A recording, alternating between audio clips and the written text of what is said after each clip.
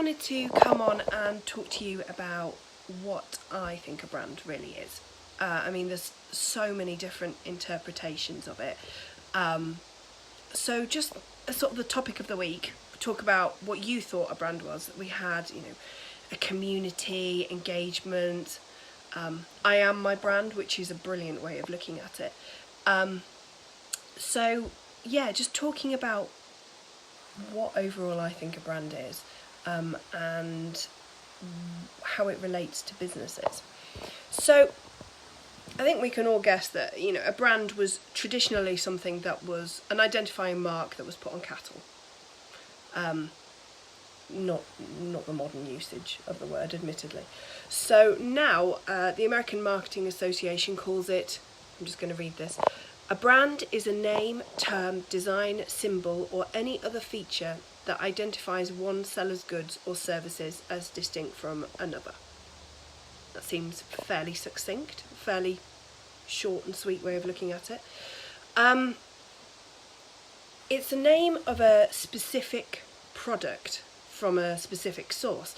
So, for example, the brown, sweet, sticky soft drink is a cola, but the specific cola that comes from originally from Atlanta, Georgia, is Coca-Cola. So that, just an analogy of what it is. Something, a brand is a specific thing. Your brand makes you stand out from the crowd. It's arguably one of the most important elements of your business. Obviously after your products and services, because if you don't have products and services, you don't have a business, so you don't have any sales. But there are two main sides to a brand. There is your brand identity and your brand image. So I'm going to break it down into the two bits. Your brand identity is, your brand identity is the stuff that you control.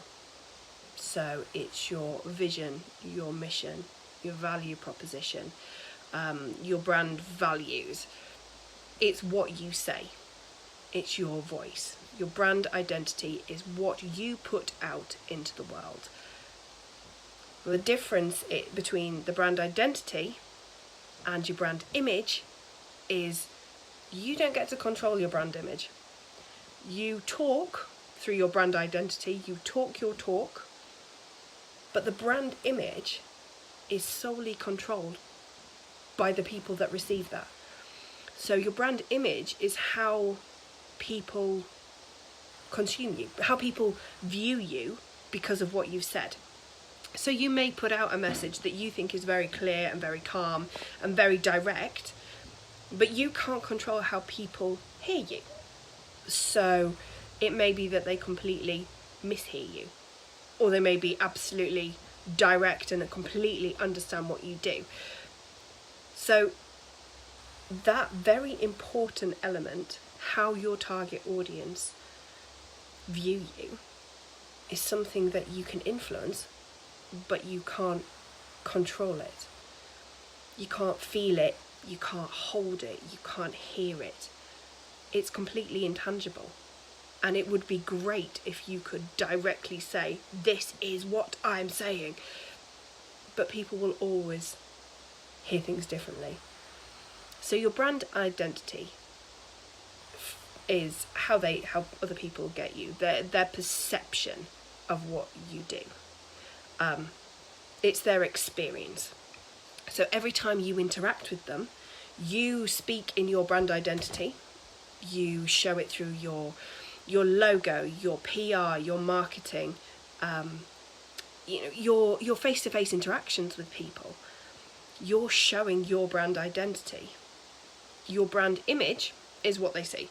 So it could be that you are having a bad day, a little bit like I am now with my really bad hay fever today, and I am using my brand and I'm speaking on cue, but it may be that some people say, oh, I didn't like her snotty nose, and that's their impression of me from now on. That's my brand image from now on, is is slightly distorted because they saw and heard something different to what I was trying to put out. The thing about brand image is that perceptions don't buy products. Perceptions are what's in the back of the brain, but they can be shaped and they can be changed to influence behaviours. So perceptions are malleable. They can be invested into through strengthening your brand identity, through strengthening your brand voice. I mean, that's why companies like Apple or Coke, they spend millions every year investing in their brand identity to ensure that it is absolutely on point. They do market research to check that their target audience and their customers are really understanding their brand values, are really getting under the skin of what they're trying to say and interpreting it correctly. So it can be influenced, it can be changed, and behaviours that come from these perceptions can be influenced and changed. Ultimately, your brand identity, your brand overall, but your brand identity is absolutely integral to your marketing strategy. It has to shape everything that you do. Those values that you hold dear, that purpose, that customer promise, that proposition that you're putting out there, the you in your business, the brand values that you hold near and dear, they have to be written into everything that you do, every part of your marketing strategy. They have to reflect in every action that you take. It's more than just a tactic. It's more than saying, here are my brand values, they're written on a web page. It is absolutely about a long-term growth strategy to increase your effectiveness, to ultimately increase your sales. If you're connecting with these people, you're connecting with your target audience and they understand who you are and they like who you are, then they're going to engage with you and ultimately buy from you. So in really investing your time, your energy and your thought into creating your brand is so important. Your voice is unique. You have a journey, you have a brand voice.